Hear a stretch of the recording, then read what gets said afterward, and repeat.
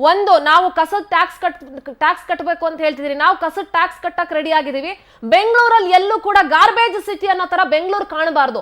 ಆ ತರ ಮಾಡೋದಕ್ಕೆ ನಿಮ್ಮ ಸರ್ಕಾರ ಮಾಡೋದಕ್ಕೆ ಸಾಧ್ಯ ಇದೆಯಾ? ಇದನ್ನ ಚಾಲೆಂಜ್ ಅಂತಾನೆ ಅಂದ್ಕೊಳ್ಳಿ. ಜೊತೆಗೆ ಇನ್ನು ಯಾವ್ಯಾವ್ದ್ರ ಬೆಲೆ ಏರಿಕೆ ಮಾಡಿದೀರಾ, ರೋಡ್ ಟ್ಯಾಕ್ಸ್ ಜಾಸ್ತಿ ಮಾಡಿದೀರಾ, ರೋಡ್ ಅನ್ನ ನೆಟ್ಟಿಗೆ ನ್ಯಾಯವಾಗಿ ಕ್ಲೀನ್ ಆಗಿ ಇಟ್ಕೊಳ್ಳಕ್ಕೆ ನಿಮ್ಮ ಬಿಬಿಎಂಪಿಗೆ ಯೋಗ್ಯತೆ ಇದೆನಾ? ಅದನ್ನು ನೀವೇ ಪ್ರಶ್ನೆ ಮಾಡ್ಕೊಳ್ಳಿ.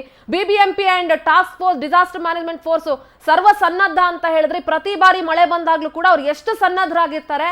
ಲೈಟ್ ಕಂಬ ಬಿದ್ದಾಗ ಎಷ್ಟೊತ್ತಿಗೆ ಬಂದವರು ಅದನ್ನು ಎತ್ತುತ್ತಾರೆ, ಮರನ ಎಷ್ಟೊತ್ತಿಗೆ ತೆರವುಗೊಳಿಸ್ತಾರೆ. ಇದೆಲ್ಲವೂ ಕೂಡ ನೀವ್ ಹೆಂಗ್ ಹೇಳಿದ್ರಲ್ಲ ಸರ್, ನಿಮ್ಮ ಡಿ ಕೆ ಶಿವಕುಮಾರ್ ಅವರ ಜೀವಂತ ನಿದರ್ಶನ ಅಂತ. ಬೆಂಗಳೂರಲ್ಲಿ ಇದೆಲ್ಲ ಆಗ್ತಿರೋದಕ್ಕೆ ನಾವು ಕೂಡ ಜೀವಂತ ನಿದರ್ಶನ ಇದೀವಿ ಸರ್. ಇನ್ನುವೆ ಬೆಂಗಳೂರಲ್ಲಿ ಏನೇನಾಗಿದೆ ಅಂತ ಹೇಳಿ. I am not degrading the government, with due respect ಹೇಳ್ತಾ ಇದ್ದೀನಿ. ದಯಮಾಡಿ ನೀವ್ ಏನೇನೆಲ್ಲ ಬೆಲೆ ಏರಿಕೆ ಮಾಡಿದೀರಾ, ಕರ್ನಾಟಕದ ಜನ ಅದನ್ನ ಒಪ್ಕೊಂಡು ಹಣೆ ಬರ ಅನ್ನೋ ತರ ಅನುಭವಿಸ್ಕೊಂಡು ಹೋಗ್ತಾ ಇದ್ದಾರೆ. ದಯವಿಟ್ಟು ಜನರಿಗೆ ಬೇಕಾಗಿರುವಂತಹ ಫೆಸಿಲಿಟೀಸ್ ಅನ್ನ, ಮೂಲ ಸೌಕರ್ಯಗಳನ್ನ ಕೊಡೋದ್ರಲ್ಲಿ ಹಿಂದೆ ಬೀಳಬೇಡಿ. ಬೆಂಗಳೂರಿನ ಜನ ಅತಿ ಹೆಚ್ಚು ತೆರಿಗೆಯನ್ನ ಕಟ್ತಾ ಇದ್ದಾರೆ. ಬೆಂಗಳೂರಿನ ಜನರ ಬದುಕಿನ ಬಗ್ಗೆ ನಿಮಗೆ ಜ್ಞಾನ ಇರಲಿ.